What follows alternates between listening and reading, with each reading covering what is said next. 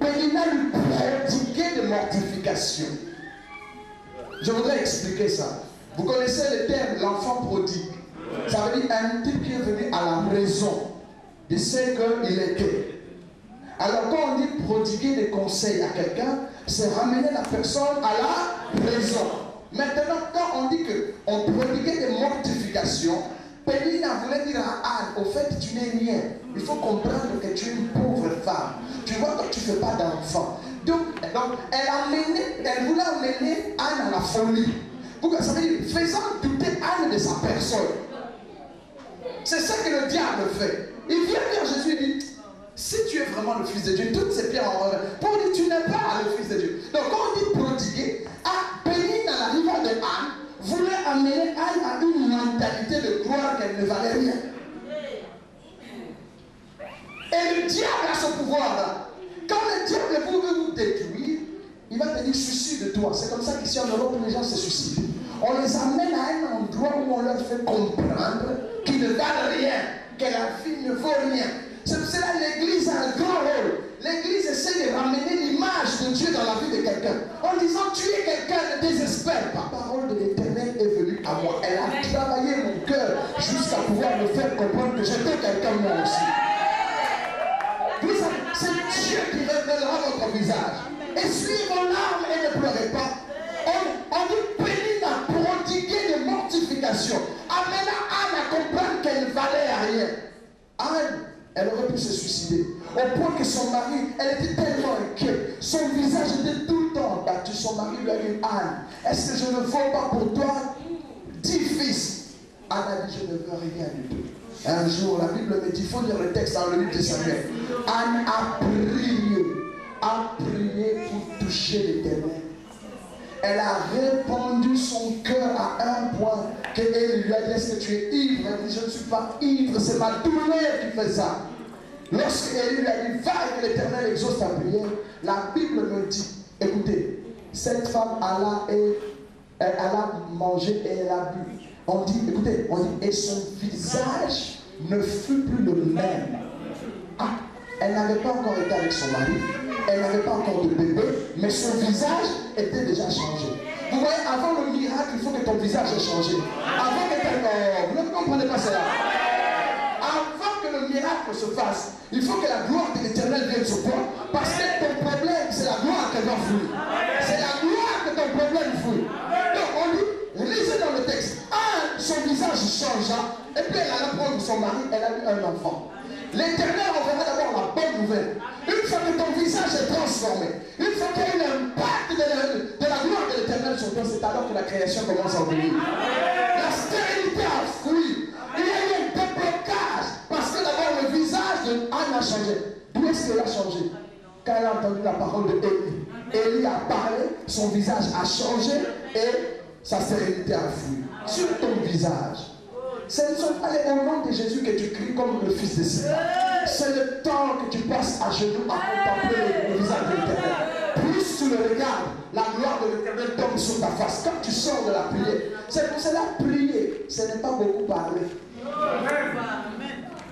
Jésus dit, ne soyez pas comme les hypocrites qui pensent que c'est à force de parole. Maman ici avec l'enfant vient. Ce n'est pas à force de parole. Prier, c'est plus que parler. Prier, c'est aller dans la présence de l'Éternel.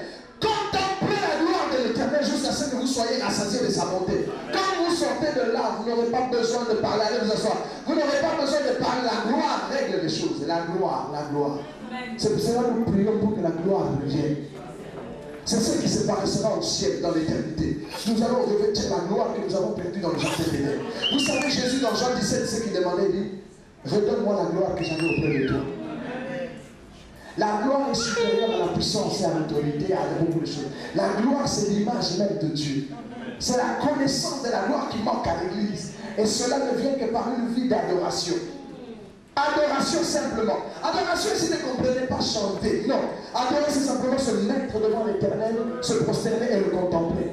Quand vous sortez de là, vous êtes quelqu'un d'autre. Moïse a fait 40 jours. On ne lui dit pas ce qu'il est en train de dire. 40 jours de prière, qu'est-ce que Moïse a raconté? Non, il a contemplé la face de l'Éternel. Est-ce que vous comprenez cela? J'avais donné 2 exemples pour m'arrêter là à cause du temps. Actes des apôtres. Hein. Je lis à partir du verset 1. Pierre et Jean montaient ensemble au temple à l'heure de la prière. C'était la 9e heure. Il y avait un homme boiteux de naissance qu'on portait et qu'on plaçait tous les jours à la porte du temple appelé la Belle, pour qu'il demande le monde à ceux qui entraient dans le temple. Cet homme, voyant Pierre et Jean qui allaient y entrer, leur demanda le monde. Pierre, de même que Jean, fixa les yeux sur lui. Vous avez entendu? Et dit, regarde-nous. Pierre veut bénir cet homme. Pierre veut faire un miracle. Mais Pierre dit, regarde-nous. Si cet homme percevait la gloire de Dieu sur le visage de Pierre et Jean, quelque chose se passe. C'est pour cela que quand vous venez à l'église, il faut être attentif au mouvement du pasteur. Les gens sont des fois habitués tellement à l'homme de Dieu qui n'ont plus le sens prophétique. Et même l'homme de Dieu doit savoir ceci. Dès qu'il met pied à l'église, à chacun de ses mouvements, c'est un niveau de délivrance où on ne crie pas. Simplement par la contemplation du vase que Dieu a choisi, ton miracle vient. C'est ce que la femme à la perte de sang avait compris. Quand elle venait vers Jésus, elle regardait bien. Si je puis simplement... Elle regardait Jésus en disant, si je puis toucher son vêtement. Pourquoi? Son regard était totalement vers Jésus. Jésus n'a pas prié pour elle. Il n'a pas libéré une parole.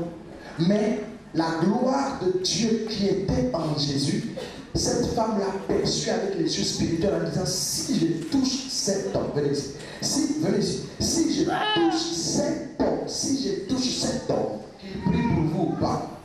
Quand vous avez, c'est pour cela que vous voyez certaines personnes voient leur pasteur dans les rêves. Ah, pasteur, je suis en train de dormir, j'ai rêvé de toi. C'est la gloire de son ministère que Dieu lui a donné qui t'a visité pendant la nuit.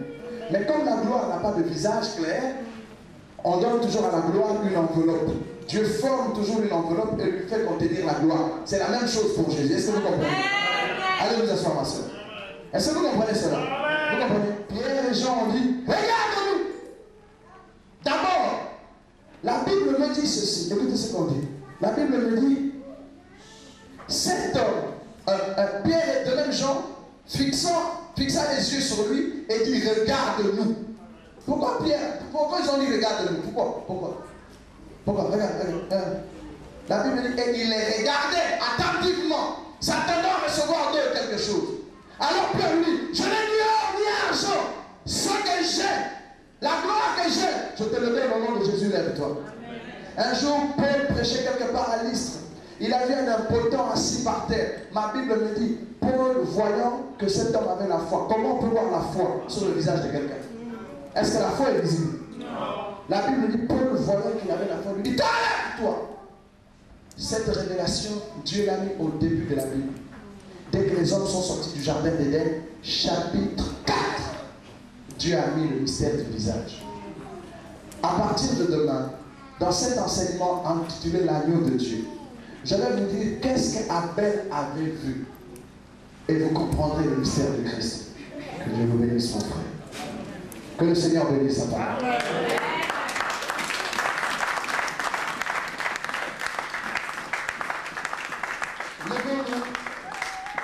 Levons-nous tous. J'ai besoin du pianiste pendant quelques minutes. Pour le frère qui joue au piano. Pierre et Jean et Jacques, Jésus les invita à la montagne. Jésus voulait leur révéler qui il était en réalité. Eux ne savaient pas. Après que Moïse et Élie apparus, Jésus a brillé comme le soleil. Il a fait voir sa vraie nature. Son visage a brillé. Pierre était sidéré. Il a dit, on reste ici. Jésus a refermé la gloire. Il a dit, descendons. Il y a une lumière qui vient sur toi. C'est cette lumière-là. Au-delà de tes jeûnes et prières, au-delà de tes cris, c'est cette lumière-là qui fait fuir le diable. Parce que le diable lui-même était un ange de lumière. Mais il a perdu sa gloire. Et le diable attaque tout le monde qui porte cette gloire. Quand les sorciers entrent dans une église, ils connaissent ceux qui portent la lumière. Et ils attaqueront d'abord ceux qui ont cette lumière-là avant de détruire l'église. C'est une église d'adorateurs. L'adoration qui vous permet de contempler la face de l'Éternel est l'arme suprême contre les puissances de ténèbres. C'est pour cela dans le livre de l'Apocalypse, on dit la nouvelle Jérusalem n'a ni lumière, ni flambeau pour éclairer la ville, car la gloire de l'Éternel éclaire la ville. Élevons nos voix bénissant notre Dieu. Nous